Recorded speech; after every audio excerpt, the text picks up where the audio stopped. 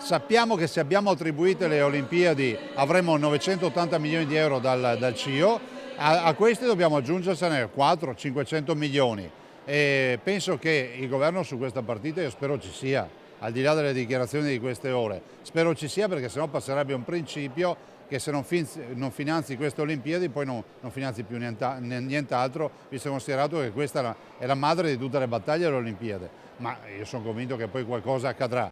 Il richiamo del Veneto, destinazione Roma, fare presto e soprattutto fare bene, cioè con chiarezza. Ed anche la questione dei soldi, dice il governatore Zaia, è un falso problema, con il CIO pronto a investire quasi 1 miliardo una volta scelta la fatidica sede. Perché intanto il calendario corre. 3-4 ottobre l'esecutivo del CIO propone l'elenco delle città ufficialmente candidate.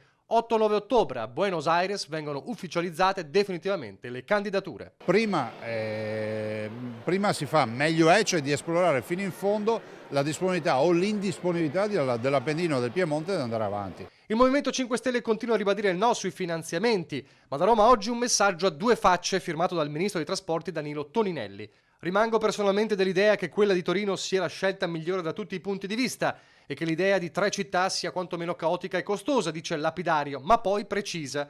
So che sulle Olimpiadi la Lega fa ragionamenti diversi. Appena sarà utile faremo un giusto consiglio dei ministri e troveremo, come in tutte le questioni, una soluzione condivisa. Insomma, una sorta di apertura, resta da capire in che termini. Torino sì, Torino no, con una exit strategy, la candidatura a 2, Milano-Cortina.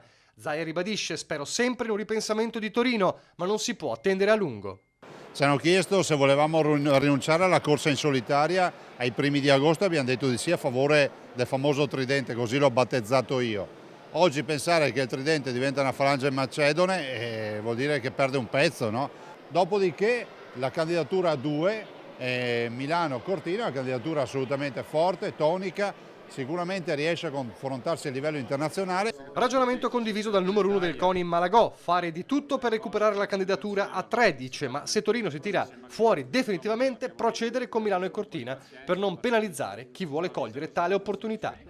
Anche perché il traguardo sembra davvero alla portata. Con l'Italia ci sono in lizza Turchia e Canada, ma queste ultime in caduta libera, e la Svezia, che però preferirebbe le Olimpiadi del 2030.